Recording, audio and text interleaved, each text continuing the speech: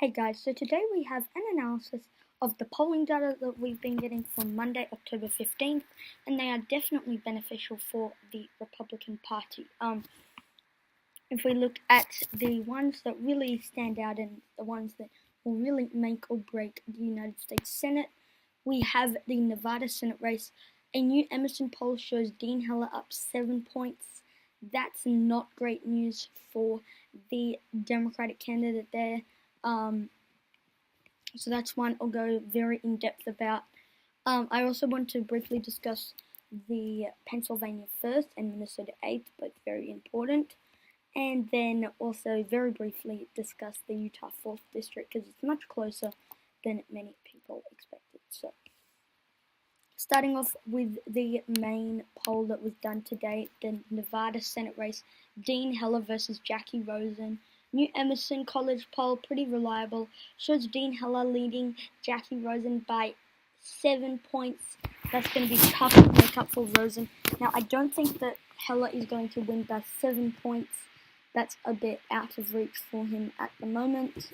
But something has definitely changed from when most of the time, I don't know what just happened, but most of the time Jackie Rosen was leading. Now Dean Heller has started to take the lead in the last 3 polls. So it's very interesting. Definitely still in the tilt Democratic column with those 2 polls that said Heller was up 2.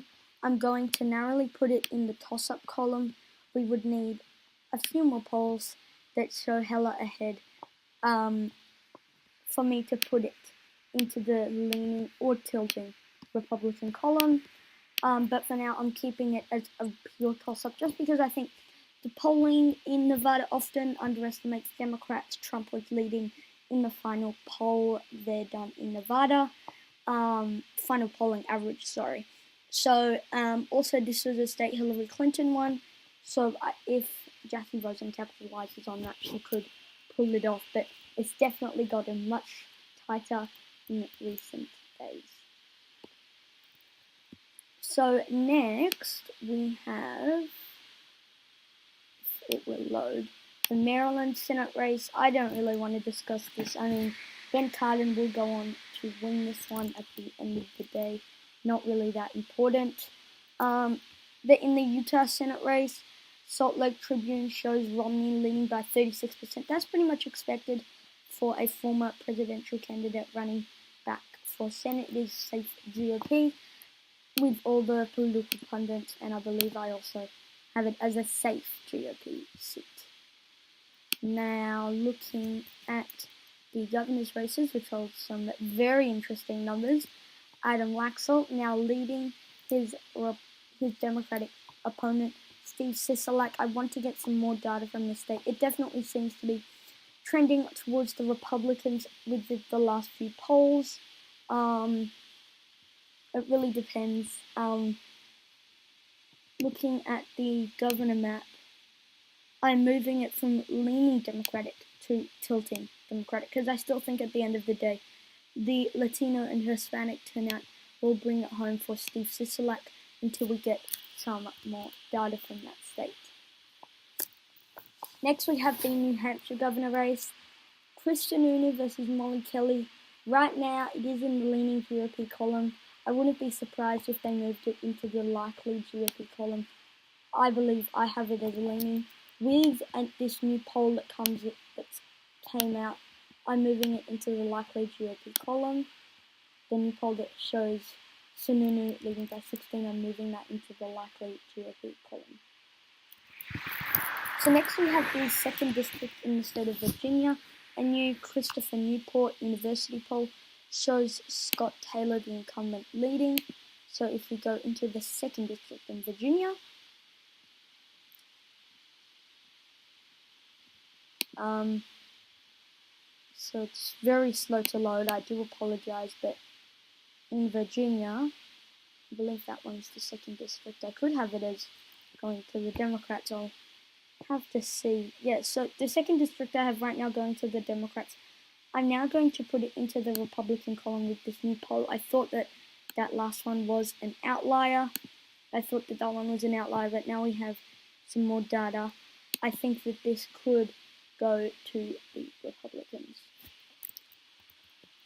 Now, looking at Pennsylvania's first district, this is one that the Democrats think they have in the bag. It's been going back and forth. The Republican up 1, then up 4. Now the Democrat is up 7. It really depends. This could go either way, but at the end of the day, I'm going to narrowly put this one in the Democratic column, and I believe that would be changing hands from Republican to Democratic. According to my map, I had this going to the Republicans with that polls. Actually, it is going to the Democrats, so my bad there. Looking at Minnesota's 8th district, this is one that is actually currently held by the Democrats, but a New York Times poll shows the Republican leading by 15 points. Something definitely changed between when they did a poll that shows the Democrat up 1, now the Republicans up 15. Very interesting to the 8th district in Minnesota. There's 2 districts in Nevada that are pretty interesting. I believe this one or this other one could be with Jackie Rosen's seat. So, I don't know exactly, but House.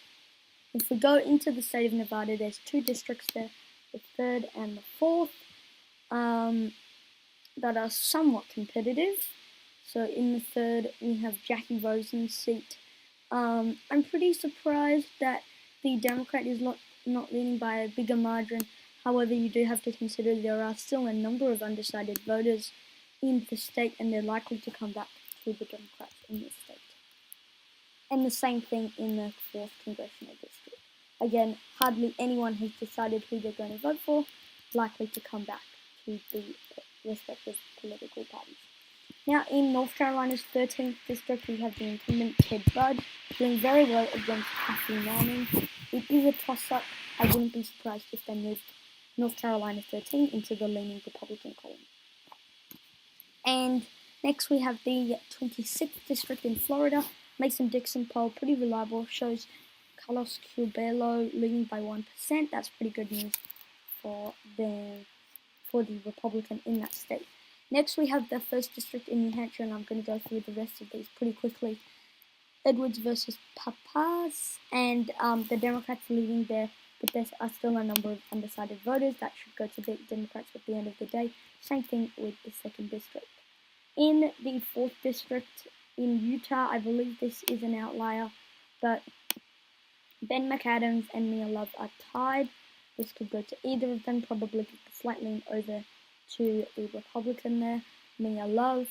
In New Jersey's 3rd congressional district, Tom MacArthur versus Andrew King. This one had the Democrat up 10 points over the incumbent, but now the incumbent has got a lot more voters compared to the Democrat has lost a few. Tom MacArthur, I'm still going to put in the Democratic column because of the New York Times and Monmouth polls showing him ahead. Now, very briefly, the national polls. Trump approved +2 on Rasmussen, Underwood by 7 on Gallup. Pretty reliable for the Gallup poll. And then direction of the country, Underwood 8 by Rasmussen. So, thank you guys for watching this video. Overall, pretty good news for the Republicans. They are definitely rebouncing in some of these House races. So, thank you guys for watching this video. Comment down suggestions below, and I'll see you all in the next one. Peace.